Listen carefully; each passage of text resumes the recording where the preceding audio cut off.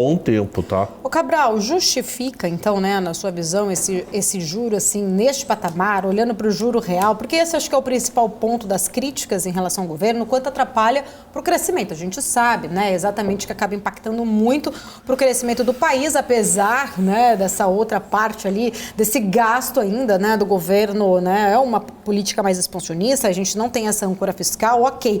Mas o governo, ele bate muito na tecla que nós não temos essa inflação de demanda que justificaria a subida de juros, apesar da gente ver ali no núcleo o setor de inflação ainda sempre, né, sendo muito mais resiliente na pressão inflacionária. Mas para entender, né, essa inflação é ou não de demanda, por que o governo não reconhece então?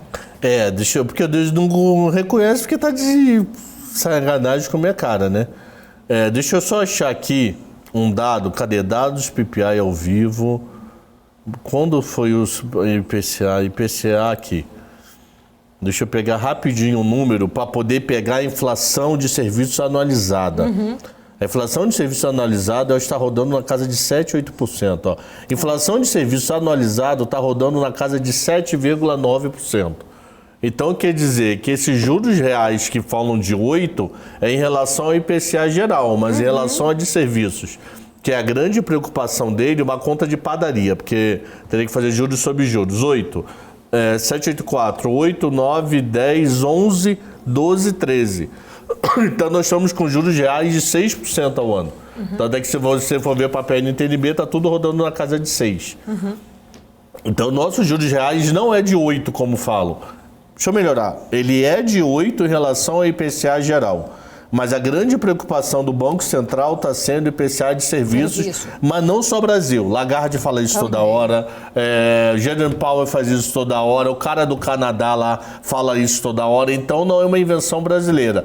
É inflação de fogo no rabete. Fiquei muito tempo dentro de casa, estou indo para o mundo. Estou indo para o mundo, estou consumindo mais, inflação de serviços está aumentando. Principalmente, um dos componentes de inflação de serviços aumentar é mão de obra. O nosso salário real teve aumento gigante pelo PNAD, que foi divulgado semana passada. Se você for ver Estados Unidos, está com aumento de salário. Não chegou a ter real nesse último mês, mas ano passado teve aumento do salário real. Quer dizer, acima da inflação. A mesma coisa para a Europa. Então, nossa inflação de serviços está alta. A gente tem que tentar encolher essa inflação. Ok? Se os juros aumentar, muda a inflação de gasolina? Não, porque isso é uma decisão da Petrobras. Sim. Muda a inflação de luz? Não, porque isso é uma decisão de agências. Eu tenho que tentar fazer com que o consumidor consuma menos. Isso é uma coisa horrorosa do lado econômico. É uma coisa malvada de nós economistas.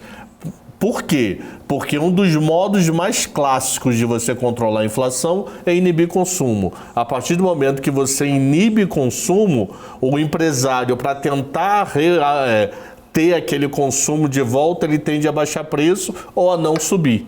Ok? Então isso é meio lado perverso da economia. Eu não consigo controlar a inflação sem que alguém sinta. Ok? Principalmente uma inflação elevada que está aqui. Então uma coisa que tem que tomar cuidado é... Ok, 8% de juros reais, ok, mas na prática, na cabeça do BC, 6%. Porque o que mais está preocupando ele é serviços, e serviços nós tivemos uma maior inflação desde 2012, quando esse número é divulgado. Eu não sei esse número para trás, porque nem o IBGE divulgou. Então, me vai, que inflação de serviços de 2010, 9, 8, 7? Não sei, o IBGE não divulgou esse número ainda na série histórica. Então, esse é o problema. Então, ele está focando em inflação de serviços. Ele está olhando para a inflação de serviços e está dizendo, está alta, eu tenho uma meta. O Conselho Monetário Nacional botou para mim a 3. Eu não duvido na volta da China, porque ele vai viajar sábado agora, então não dá nem muito tempo para estardalhaço. É hoje, amanhã e acabou. Já em segunda-feira, ele já está lá na China. Ele e companhia, né? E eu conheço gente que foi convidada, sabia? Eu conheço caravana é grande, um amigo né? nosso que foi convidado. Uma caravana grande. Mas todo mundo paga o seu, né? Sim. Os empresários, sim, mas vai uma galera ali do governo, né? Que eu não sei como é que é o pagamento. Só não vai o Lira, que já falou que não vai vir lá, mas vai uma galera ali, muitos ministros, por cima. Então, voltando, Quando ele voltar da China. Quando ele voltar da China, eu não duvido começar aquele discurso de janeiro. Conselho Monetário Nacional mudar a meta de inflação. se o arcabouço não for tão bem visto. Não esqueça que o Conselho tem 2 votos, são 3. Mas 2 um é Tebet e Haddad. Então já é 2-1 na largada. Roberto Campos pode fazer o que quiser, ele só tem um voto. Então eu não duvido, na volta da China, se o arcabouço não for muito bem aceito, voltar ao discurso de já que é arcabouço, curva de juros, como a gente acalma isso? Sobe meta de inflação e o BC não pode fazer nada, porque ele vai ser voto perdido. Eu ia fazer uma pergunta, sumiu aqui da minha cabeça. É a idade, né? Eu posso fazer lá, então, não, lembrei. Então, ou seja, né, a equipe econômica, ela sabe que é uma inflação de demanda. O discurso de Lula é muito mais político, sim, né, falando para a base dele. É aquele papo. Okay. Eu sou contra o discurso, mas eu entendo. Eu entendo porque ele tem uma base, ele não pode abandonar essa base ajudou a votar nele, apesar que eu acho que parte considerável do voto de Lula foi o mesmo racional de Bolsonaro em 18. Mas ele tem que agradar mesmo o que racional? Não é só a base dele, né, Cabral? Ele não pode só agradar a base dele. Mas por isso que eu concordo, por isso que eu falo, eu entendo o discurso dele, mas não concordo. Porque ele não governa para a base, ele governa para 210, 202, sei lá quanto nós somos hoje, milhões de pessoas. Então eu concordo plenamente. Eu entendo ele falar para a base, mas não concordo dele só falar com a base.